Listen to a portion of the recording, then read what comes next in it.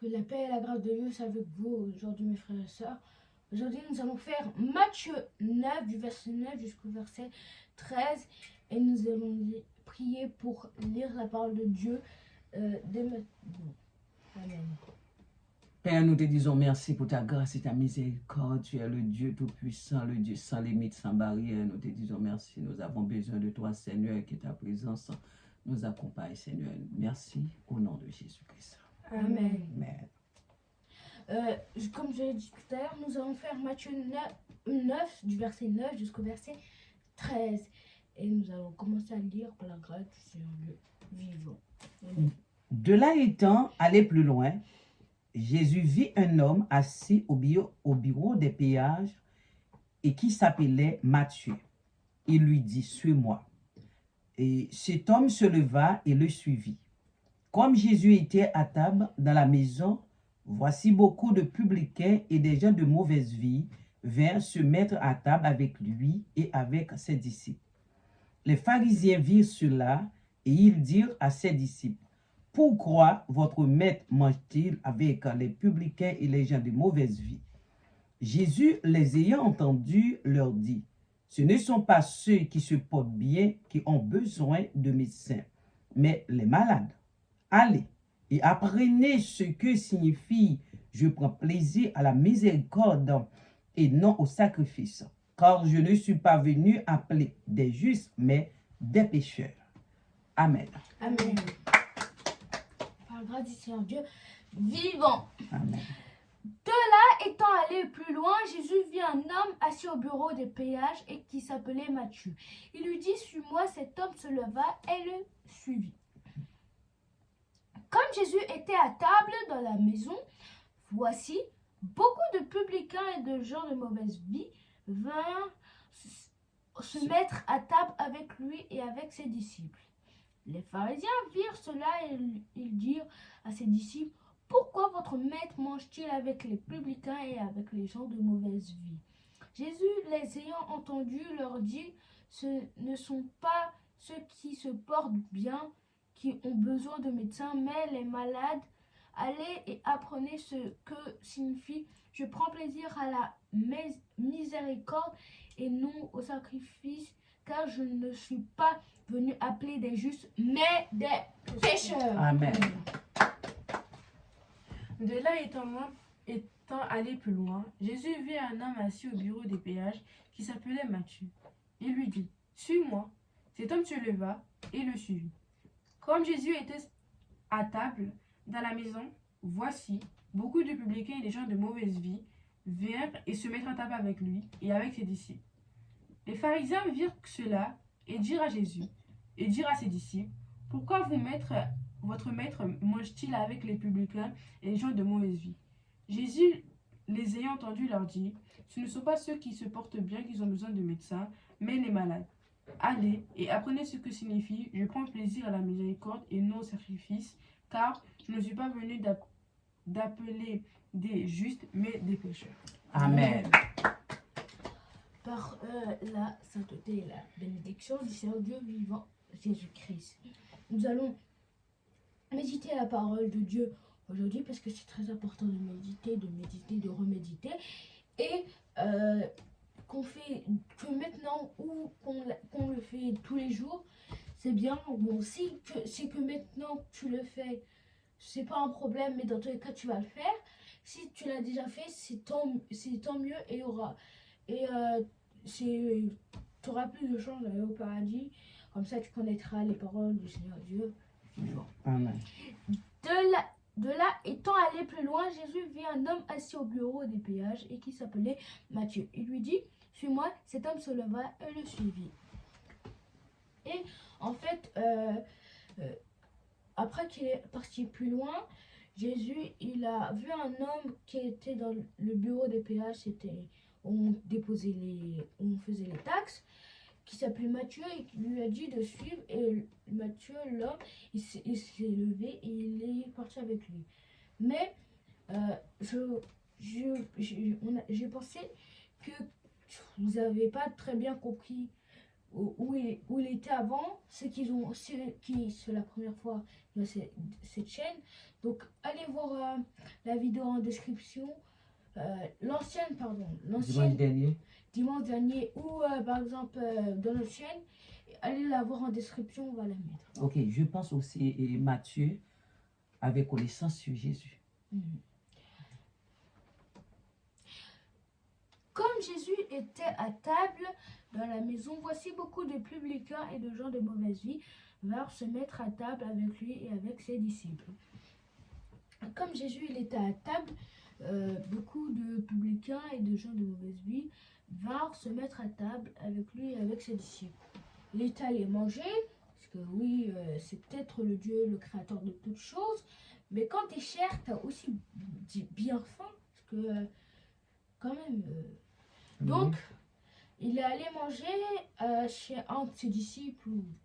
Comme il n'avait pas d'amis, mais il allait manger chez Matthieu, je suppose, parce qu'il vient juste de le rencontrer, il va leur offrir un dîner. Et en fait, il est allé manger beaucoup de publicains et de gens de mauvaise vie, des gens qui ne savaient pas lui propre, qu'ils le savaient, mais je ne sais pas pourquoi ils n'ont pas changé ou ils n'ont pas essayé au moins, sinon ils n'ont pas demandé des conseils pour changer. Mais on sait que c'est des gens, ils savent ils sont mauvais parce que sinon ils ne seront pas venus sur ce dîner. Oui, donc, quand on parle des publicains, on parle des gens qui travaillaient dans les taxes. Voilà. Les pharisiens virent cela et ils dirent à ses disciples, pourquoi votre maître mange-t-il avec les publicains et les gens de mauvaise vie? C'est-à-dire que les pharisiens étaient un peu surpris de voir quelqu'un manger avec c'est les personnes qui ne sont pas dans leur rang, ça veut dire qu'ils ne sont pas dans la même catégorie. Ils ont demandé à ses disciples qui l'accompagnaient pourquoi ton maître mange-t-il avec les gens qui ne sont pas de votre catégorie? Ben oui, longtemps, les Juifs avaient différent entre les Juifs et les Samaritains, les étrangers. Les étrangers. Oui, c'est pas la même chose. On les appelait les barbares. Oui, les Juifs, ce sont des hommes de Dieu. Ils sont très protecteurs et c'est comme si tu voulais protéger un trésor, sauf que le trésor c'est ta famille, c'est tout ce que tu as. Jésus les ayant entendus leur dit, ce ne sont pas ceux qui se portent bien qui ont besoin de médecins, mais les malades. Donc Jésus, comme il n'est pas sourd bien sûr, il les a très bien entendus. Donc il leur dit, ce n'est pas ceux qui se portent bien, par exemple, si tu es normal, tu n'as rien, c'est pas toi qui va prendre 300 € pour aller payer le médecin pour voir si tu as quelque chose. Si tu te sens mal ou si tu as eu un mot, d'accord, tu peux aller voir le médecin, ou s'il y a quelque chose de grave, tu penses qu'il y a quelque chose de grave. Mais si tu sais qu'il n'y a rien, ou hier tu as fait un test et qu'il n'y a rien, tu ne devrais pas aller voir le médecin. Le pire, c'est pas le pire, mais au lieu de faire ça, tu devrais aller prendre quelqu'un dans la rue qui est mal et l'amener au médecin au lieu. Ce serait mieux, premièrement, ce serait un bon acte, et deuxièmement, ce serait mieux que de aller voir le médecin, gaspiller de l'argent alors que tu n'as rien et que tu sais que tu n'as rien. Allez et apprenez ce que signifie je prends plaisir à la miséricorde et non au sacrifice, car je ne suis pas venu appeler des justes mais des pécheurs. En fait, pour donner une bonne leçon à ces sacrificateurs qui ne font jamais rien de bon pour leur peuple, alors que c'est eux-mêmes qui critiquent Jésus parce que lui s'occupe de leur peuple, comme bien sûr comme des personnes jalouses, parce que quelqu'un te vole ton poste, toi tu fais n'importe quoi dans ton poste et tu le sais, c'est la loi d'ancien. Et ben voilà ce qui se passe. Donc, ne faites pas ça. Et en fait, pour leur donner une bonne leçon, parce que assez vous rien, il a dit que de prendre conscience et de apprendre dans leur tête de prendre plaisir à la miséricorde, à la pitié, ne pas prendre mieux vaut prendre plaisir à la miséricorde, à la pitié, que de prendre plaisir à la souffrance et les sacrifices.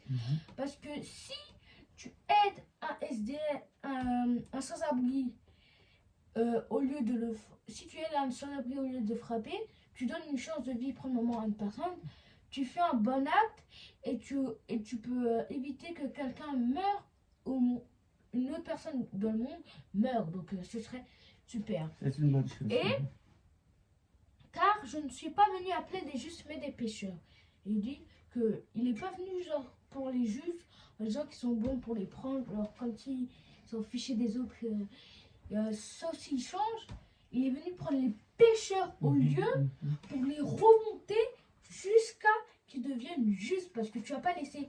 C'est pas parce que en fait tu es le plus fort que tu vas prendre les autres plus forts. Bon, pas ceux qui sont encore plus forts que toi, mais genre ceux qui sont un petit peu derrière toi, qui sont plus forts que les autres. Tu vas pas prendre ça dans ton équipe pour qu'après laisser les autres. Parce que premièrement, ils ne sont très importants à retenir. Les faibles ils ont un pouvoir, c'est leur faiblesse. Et ils peuvent faire ça en avantage. Donc, ne jamais essayer de faire de humilier les faibles. Et nous allons dire un petit mot pour la fin, parce que je sais que j'ai beaucoup parlé, mais faut toujours dire le dernier mot. Le dernier mot, c'est est-ce que vous vous êtes abonné? Oui, avant dernier mot, nous voyons que Jésus-Christ, quand il était venu sur la terre, il était venu sur la terre comme un sauveur, un libérateur. Pour lui, tout est possible. Pour lui, il n'y a pas de péché qui ne peut pas effacer. Ok? Le sang de Jésus-Christ a le tout pouvoir de purifier et sanctifier n'importe quelle personne. Sauf que là, après qu'il est venu sur terre, c'est lui qui devait effacer, parce qu'en fait, il a pris tous les péchés en lui. Yeah. Donc, comment tu pourrais laisser un corps plein de péchés, tous les péchés du monde, et le laisser encore en vie? C'est-à-dire qu'il va répandre le malheur où il passe. Non, mais c'est un Dieu pas de malheur, mais de bénédiction. Donc ça ne peut jamais arriver. Oui, il venait pour nous donner la vie, la paix et la tranquillité. Et la mission de Jésus-Christ, c'est sauver ceux qui étaient perdus. Bon, avant que nous prions, comme tout à l'heure, est-ce que vous êtes abonné? Vous avez lâché un petit like? Parce que nous, on fait ce travail. On pourrait très bien faire autre chose. Aller à l'église.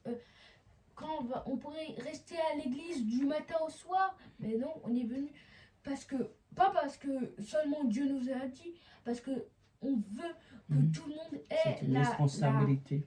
Une responsabilité. Tout le monde ait la chance et le pouvoir de croire et d'aller au paradis, parce qu'ils ont été en Jésus. Donc nous allons prier pour la foi, pour la grâce du Seigneur Dieu vivant. Amen. Seigneur, nous te disons merci pour le moment de grâce et de miséricorde et de compassion. Merci pour ta parole. Merci de ce que tu as venu sur la terre pour nous sauver, Seigneur. Merci pour la victoire, Seigneur Dieu. L'homme, le monde a besoin de toi. Le monde, Seigneur Jésus-Christ, a besoin de toi. Les gens qui sont à l'hôpital, qui sont en prison, Seigneur, qui est un psychiatre, mon Dieu, Papa chéri, l'homme a besoin de toi. Au nom de Jésus-Christ, viens aider les hommes, Seigneur, parce que la vie, l'homme, la vie, nous, Seigneur Dieu, presque déplacés, quittés, Seigneur, la route, Seigneur Dieu, nous avons besoin de ta présence au nom de Jésus-Christ. Amen. Amen. Que la grâce et la paix vous soient données, frères et sœurs, et on vous dit au revoir à la prochaine vidéo. Au revoir. Que le Seigneur vous bénisse, mes bien-aimés. Amen. Amen.